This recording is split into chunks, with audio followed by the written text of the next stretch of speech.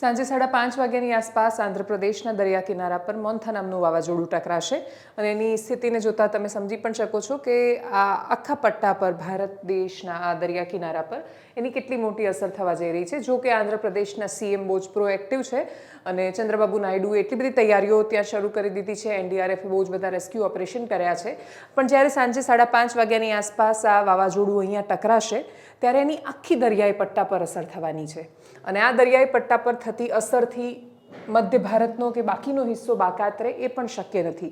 થાઈલેન્ડે મોન્થા વાવાઝોડું નામ આપ્યું છે। આની પહેલાં જે શક્તિ વાવાઝોડું અરબ સાગરમાં સર્જાયું એણે બહુ મોટી અસર ન કરી, પણ છતાંય માવઠું અને વાતાવરણમાં ફેરફારો ગુજરાતના ભાગમાં આપતું ગયું।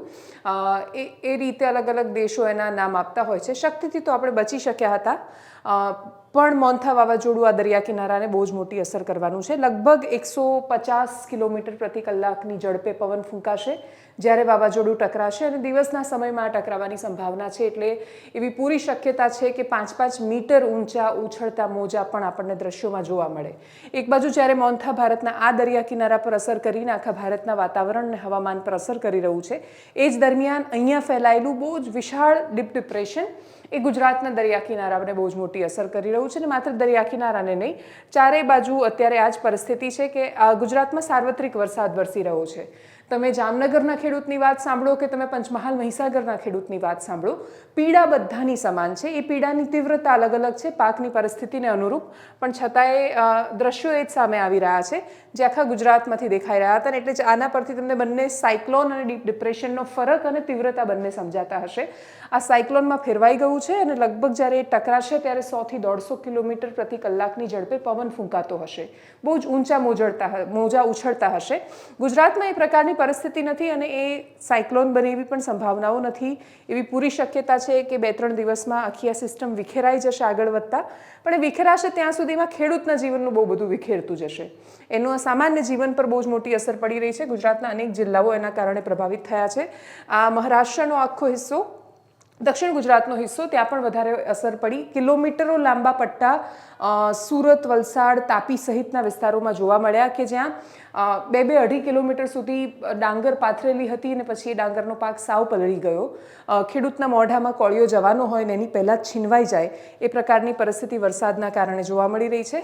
અને એ સિવાય કયા વિસ્તારો પર એની અસર થવાની છે, કઈ જગ્યાએ વધારે તીવ્ર વરસાદની સંભાવનાઓ છે એ પણ તમને બતાવીશ। આ દરિયા કિનારાની આસપાસનો વિસ્તાર છે ને, એટલે જેટલો દરિયાકાંઠો છે ત્યાં બધે જ વરસાદ તો વધારે જ વરસવાનો છે।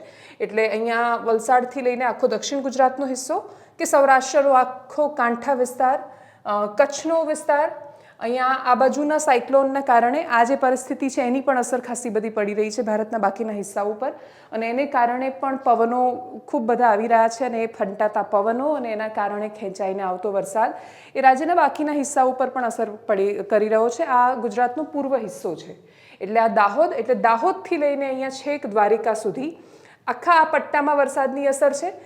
ઉપર ઉત્તર ગુજરાતથી લઈને નીચે સૌરાષ્ટ્રના કે પછી દક્ષિણ ગુજરાતના વિસ્તારો સુધી વરસાદની બહુ જ વધારે અસર જોવા મળી રહી છે। કયા જિલ્લાઓ પ્રભાવિત સૌથી વધારે થયા છે તો સ્વાભાવિક રીતે સૌરાષ્ટ્રનો આખો દરિયાકાંઠાનો વિસ્તાર, એ સિવાય ચોટીલામાં પણ ખૂબ વરસાદ, રાજકોટમાં પણ બહુ જ વધારે વરસાદની સંભાવના છે અને એ 30 તારીખની આજુબાજુની આ બનતી સિસ્ટમો અને પછી બદલાતું વાતાવરણ તમે જોઈ રહ્યા છો। 24 કલાક પડેલા વરસાદનો સવાલ નથી। જૂનાગઢમાં રાતથી વરસાદ ચાલુ છે, આખી રાત વરસાદ વરસ્યો અને જૂનાગઢમાં અને અમરેલી સહિતના વિસ્તારોમાં પણ બહુ વધારે વરસાદ છે। ભર ચોમાસે જે દ્રશ્યો જોવા મળે કે રસ્તા તૂટી ગયા છે, અમુક જગ્યાએ કોઝવે છે એની ઉપરથી પાણી વહી રહ્યા છે, રેસ્ક્યુ કરવા પડે લોકોને, એ પ્રકારના દ્રશ્યો અમરેલી, જાફરાબાદ, રાજુલા સહિતના વિસ્તારોમાંથી સામે આવ્યા। જૂનાગઢમાં પણ એ પ્રકારની પરિસ્થિતિ છે। રાજકોટ, ચોટીલા બાજુ પણ વરસાદ વરસી રહ્યો છે, જામનગરમાં પણ વરસાદ પડવાની સંભાવના છે। અનેક ખેડૂતો સાથે જ્યારે અમે વાત કરી ત્યારે એમની પાસે પોતાની પીડા અને સરકારની સામે પ્રશ્નો અને સમસ્યાઓ સિવાય એમની પાસે કોઈ જવાબ નહોતો। સરકારમાંથી આદેશ ગયો, કૃષિ મંત્રી સહિતના નેતાઓ, મંત્રીઓ ગ્રાઉન્ડ ઝીરો પર પહોંચી રહ્યા છે। એ ગ્રાઉન્ડ ઝીરો પર જઈને પરિસ્થિતિનો તાગ મેળવવાનો પ્રયત્ન કરી રહ્યા છે। જે ધારાસભ્યો ભારતીય જનતા પાર્ટીના 162 ચૂંટાયેલા છે, એમને ખબર છે કે એમના વિસ્તારમાં શું સ્થિતિનું નિર્માણ થયું છે। એના પછી એ રિપોર્ટિંગ તો કરવાના જ છે સરકારને। સ્વાભાવિક છે કે કહેશે કે ખેડૂત બહુ સારી પરિસ્થિતિમાં નથી। સરકાર નિર્ણય શું લે છે, મદદ શું આપી શકે છે એના પર બધો આધાર રહેવાનો છે. બાકી રાજનૈતિક સફરો ચાલુ છે. કોંગ્રેસની મહાપંચાયત સાંજે થવાની છે. આમ આદમી પાર્ટી પણ એના પછી ખેડૂતોની મહાપંચાયત કરવા જઈ રહી છે.